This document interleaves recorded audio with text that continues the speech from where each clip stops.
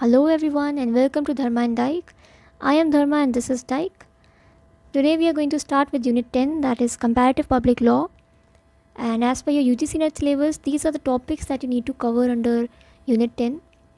In today's video we are going to cover forms of government, presidential and parliamentary. So it may sound like very basic concepts, but we are going to analyze PYQs alongside so that we can get an idea that how UGC actually asks questions, because on this topic they have asked certain twisted questions in the past, right? So let's start with the video. First we need to understand what is a parliamentary form of government. We just need to understand that, see, there are three organs, right? Executive, legislature and judiciary. In parliamentary form of government you just need to understand that यहाँ पे ना they both work very closely, है ना. Executive is something that is coming out of legislature. Why? Because if I say that PM is the executive, then that PM is also member of parliament, right? So if the PM is the one who has to implement the laws, that same PM is sitting in the Lok Sabha when the discussion on that bill is happening, right? So executive is actually derived from the legislature and they are eventually accountable to the legislature, right? So executive has accountability to legislature and remains in office only so long as it enjoys the confidence of legislature. So if I say that Lok Sabha mein agar no confidence motion comes against the PM, then the PM will lose his power, right? Because in parliamentary form of government, you need to be enjoying majority in the house of the people so as to stay in power, right? So we can understand यहाँ पे there is no strict separation of power between executive and legislature. Second main feature is the dual executive. So in many parliamentary systems, they are mostly PMs plus president, whereas in presidential systems you would see that there are no PMs, right? There are no prime minister. So what happens is that in dual system, ये जो president है हमारा, they mostly play a very nominal role. They don't have any real power. Even some countries may have king or monarchs, like in Japan or in Spain. So even in these countries, these monarchs, these so-called kings, they don't have any real power. They are just nominal heads of the country. The real executive is who? PM and the Council of Ministers, of course, which takes us to the second point, that is collective responsibility. So for collective responsibility, Article 75 Clause 3 of Indian Constitution becomes most important because it talks about collective responsibility of Council of Ministers to the House of People, है ना. So these Council of Ministers have a collective responsibility. ये किसके under होते हैं? Council of Ministers. They are directly appointed by the PM. So they are working under PM and their task is also to not just stay accountable to Lok Sabha but also advise the president, है ना.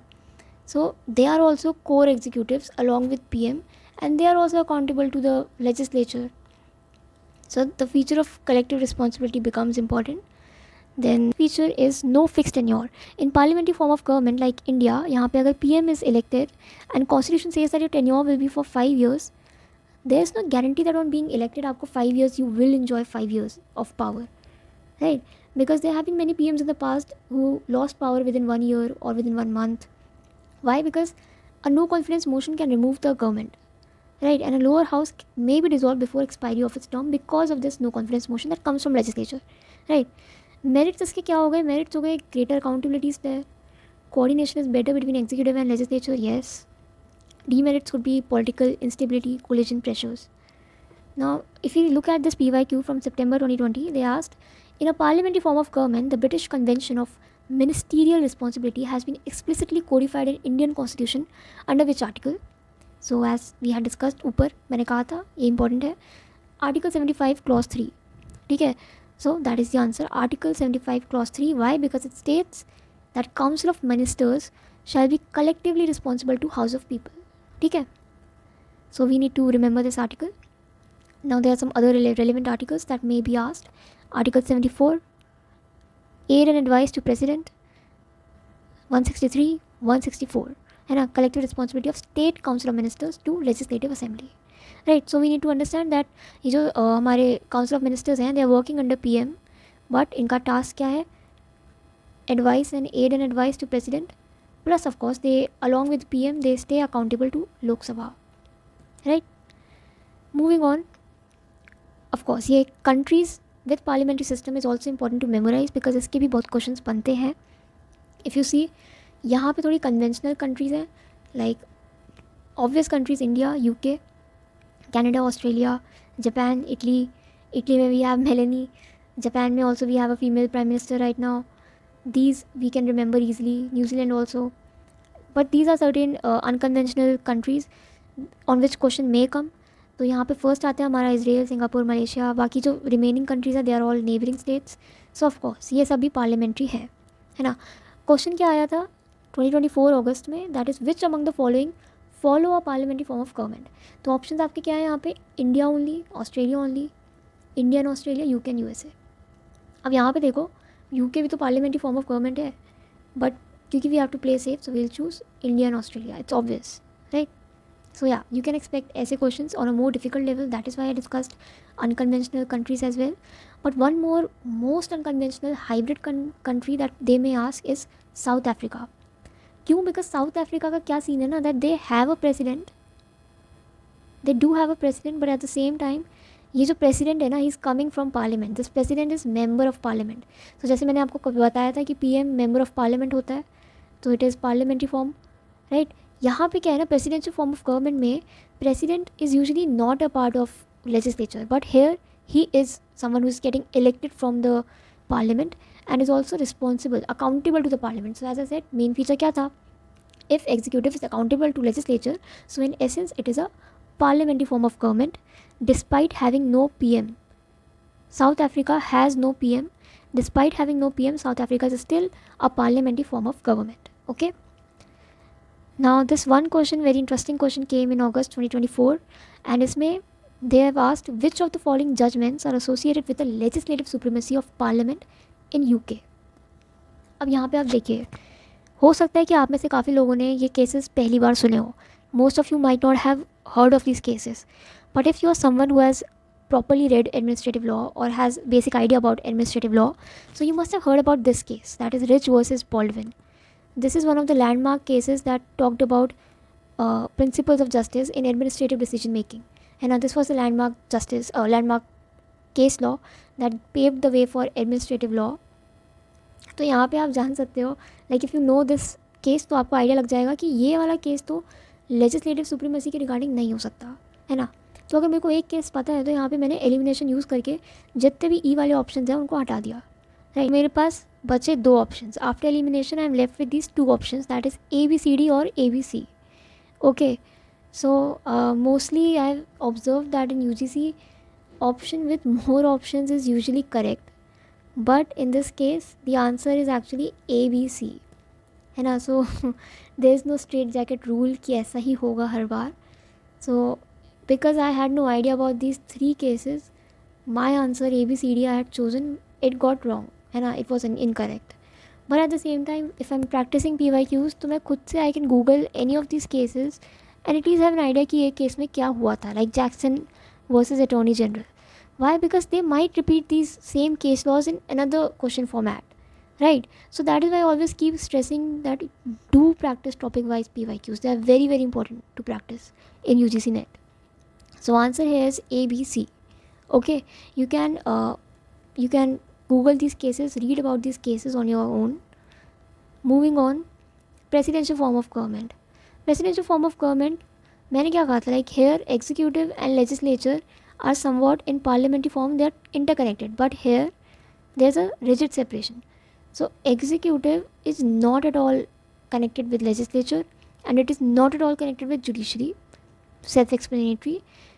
But to give you an example, if I talk about USA, so there the legislature is known as Congress, and Congress has two houses. One is the upper house, that is Senate, and the other one is House of Representatives, that is the lower house. ठीक है. Now तो president जो आता है हमारा elect हो गया from the presidential elections.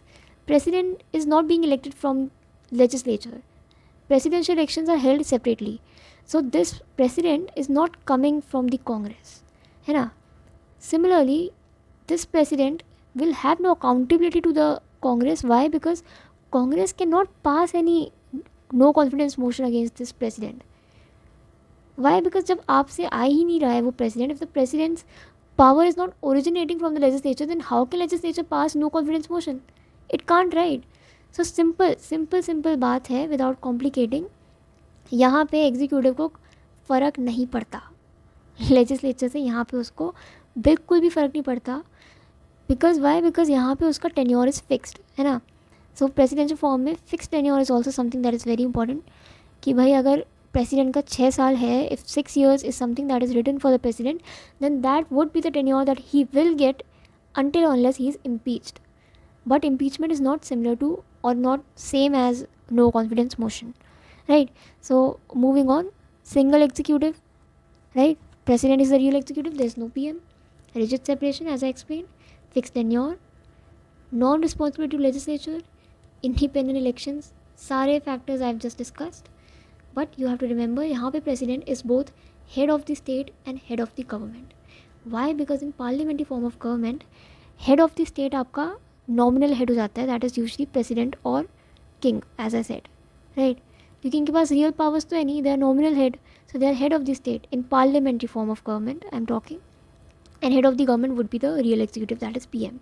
Here because there is no PM, so president is the one with real powers, है ना. सो यहाँ पे आपका प्रेसिडेंट ही सर्वे सर्वा है. President is the one who is the most powerful authority, who is the real executive, who is the head of the state as well as head of the government. Merits इसके क्या होते हैं? Stable government रहती है, fix tenure रहता है. Demerits definitely executive legislative deadlock, because there is no executive accountability to legislature. तो legislature and executive में there is some tension, some lack of coordination institutionally. Countries, USA is the textbook example. Along with USA, you also need to memorize Brazil, Mexico, Argentina, Indonesia, because it's the Asian country, Philippines, South Korea. Okay, so let's see another PYQ. This is from January 2025. It's a match the following question. UGC net में काफ़ी match the following questions आते हैं. So let's read it. Constitution monarchy, dual federalism, presidential, parliamentary. So we have to just match these forms of government with the actual countries. That is why मैंने आपको countries करवाई, because ये questions आते हैं. Constitution monarchy, अगर मैं ये वाला ऑप्शन देखूँ तो मेरे को यहाँ भूटान दिख रहा है. मुझे नहीं पता बेल्जियम और डेनमार्क का क्या हिसाब है. I don't know anything about Denmark और Belgium, but I do know that Bhutan has a king, right, and that too Bhutan is a democracy. So या कॉन्स्टिट्यूशन monarchy में I can match it with A3. Now dual federalism I am somewhat unsure because Canada and Australia are also parliamentary, India and UK are also parliamentary, but because we have UK here तो UK के साथ let's play safe and we'll say D4.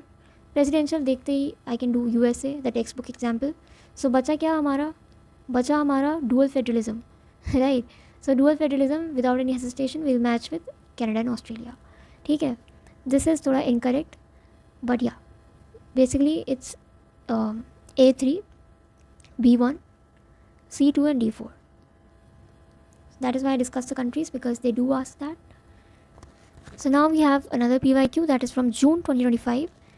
Please read this question yourself. You can pause the video. Okay, so if we read this question, we have been given options and we have to choose a correct answer. Whenever they are asking for choosing correct option, go with the options that you are 100% certain about. Don't go with options that you think are 90% correct. If you are 100% certain about an option, only then choose that. Okay, so option A, if you see, is something that is very detailed. It talks about section 7 of US Constitution that gives veto power to the president over the bills passed by Congress, which can further be counted by 2/3 majority. And so it's very detailed option, and I think most of us may not even know about the details that they have given us in this option. So इसको भी let's ignore this option because we can't be 100% certain about this option. Let's see the second option, that is US and India both follow a strict doctrine of separation of powers, है ना, strict doctrine. अब भाई हमने खुद देखा कि US is presidential, India is parliamentary. Only in presidential system there is a strict separation, that is rigid, है ना. तो ये जो एग्जीक्यूटिव, जुडिशरी और लेजिस्लेचर वाला है, ये USA में ऐसा है ना, बट इंडिया में this is like this, right? So here we cannot say that India has strict separation of powers, है ना. So this is something that is 100% incorrect. ठीक है, तो इसको एलिमिनेट कर दो. सेकेंड ऑप्शन हमारा क्या है? US president is more powerful as compared to Indian prime minister. Debatable. Something, this sounds very vague, doesn't it? कि मतलब US president is more powerful as compared to Indian prime minister.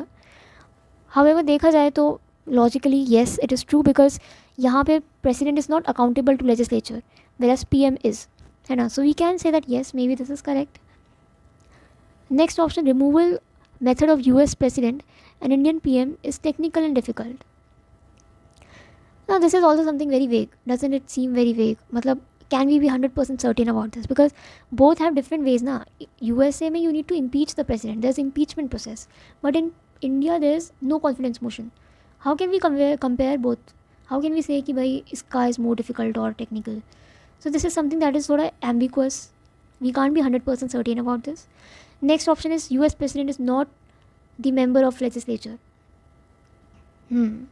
Now this is something that we can be 100% certain about. Yes, US president is not a member of legislature.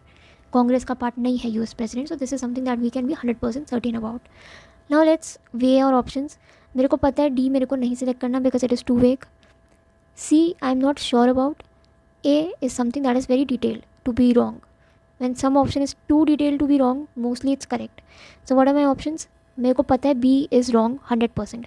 So let's eliminate the options with B. B. Eliminate these options. Don't even consider these options. So we have what? AC or ACE? ACE. Of course, E is 100% correct and we have to choose whatever is correct. So we'll go with this option. ठीक है. So ACE हमारा answer आ गया and the answer is also ACE.